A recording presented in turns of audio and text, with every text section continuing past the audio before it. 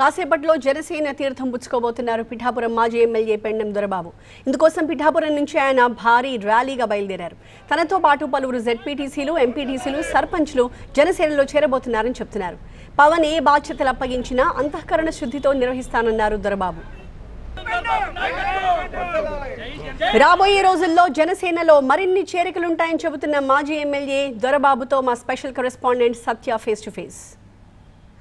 ప్రస్తుతం మాజీ ఎమ్మెల్యే పెండెం దొరబాబు మనతో ఉన్నారు. జనసేనలో చేరబోతున్నారు. ఇప్పటికే నిరీక్షణ వెయిట్ చేశారు. వైసీపీ నుంచి బయటకు వచ్చారు. ఎన్నో ఒడుదులకు ఎదుర్కొన్నారు. మిమ్మల్ని నమ్ముకున్నటువంటి క్యాడర్ కూడా ఉంది. ఇప్పటికే చాలామంది రాజీనామా చేసి బయటకు వచ్చారు. ఎంతమంది జాయిన్ అవుతున్నారు? మీ అనుభవం ముందు జనసేనకు సంబంధించినటువంటి ఎలా ఉపయోగపడబోతున్నారు? ఈ రోజున 2 పర్యాయాలు శాసనసభ్యుడిగా చేసినటువంటి అనుభవంతో మరింత జనసేన పార్టీకి, పవన్ కళ్యాణ్ గారికి మంచి పేరు వచ్చే విధంగా మా నాయకులు ZP vice chairman Burra Anubabu garu, అలాగే ఓఎస్ఎస్ ఫర్టిలిటీలో ఇక్కడ ప్రతి అడుగులో ఎక్స్పీరియన్స్ డాక్టర్స్ ఉంటారు. In the good hands of science. Mummy daddy అవ్వాలంటే ఓఎస్ఎస్ కి కాల్ చేయండి.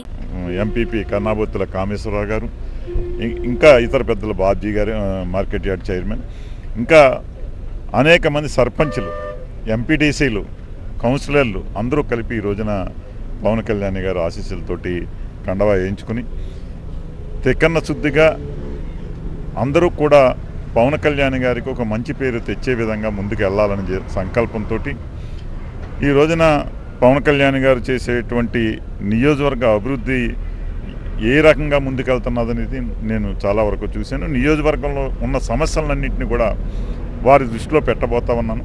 అవన్నీ కూడా మరింత నియోజకవర్గానికి చేకూర్చడమే కాకుండా జిల్లా వ్యాప్తంగా మా అనుసర గణంతో, నా యొక్క రాజకీయ అనుభవంతో తప్పనిసరిగా జనసేన పార్టీని ముందుకు తీసుకెళ్తానని చెప్పి. బీజేపీ ఉంది, టీడీపీ ఉంది, ఇవన్నీ కాదని జనసేనలో ఎందుకు చేరాలనుకున్నారు?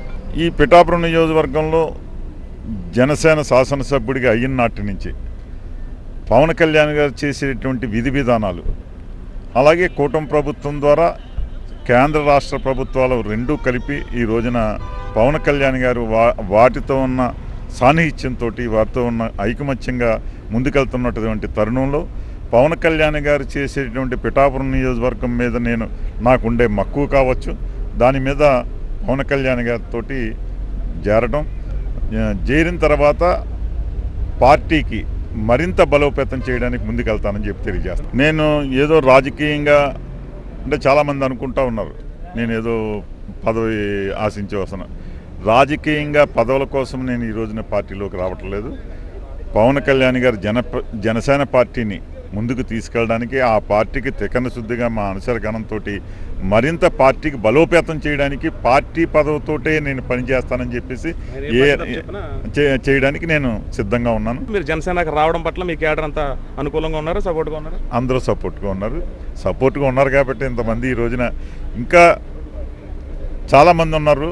కానీ నెక్స్ట్ ఈ 4 రోజుల్లోనే వాళ్ళందరినీ కూడా తీసుకొచ్చి జాయిన్ చేస్తానని చెప్పి. ఇది నేను జనసేనలో చేరుతున్నానని తెలిసి నాతో ఉండి ఇప్పటివరకు కూడా ఏదైతే గత వైసీపీ నుంచి బయటకు వచ్చిన తర్వాత అంటే త్రికరణ శుద్ధిగా ఏ పార్టీలోనా పనిచేసేవాడిని కనుక ఈరోజు మళ్ళీ జనసేనకి వస్తున్నాను. అలాగే నియోజకవర్గంలో నాకున్నటువంటి ప్రజానీకం సపోర్ట్తో పాటు పవన్ కళ్యాణ్ నాకు చేసేటువంటి దిశానిర్దేశం ప్రకారం నియోజకవర్గంలో పనిచేసుకుంటూ త్రికరణ శుద్ధిగా ముందుకు వెళ్తాననేది పెండెం దొరబాబు చెప్తున్నారు. ఇప్పటికే ఆయనతో పాటు క్యాడర్ మొత్తం కూడా జాయిన్ అయ్యారు.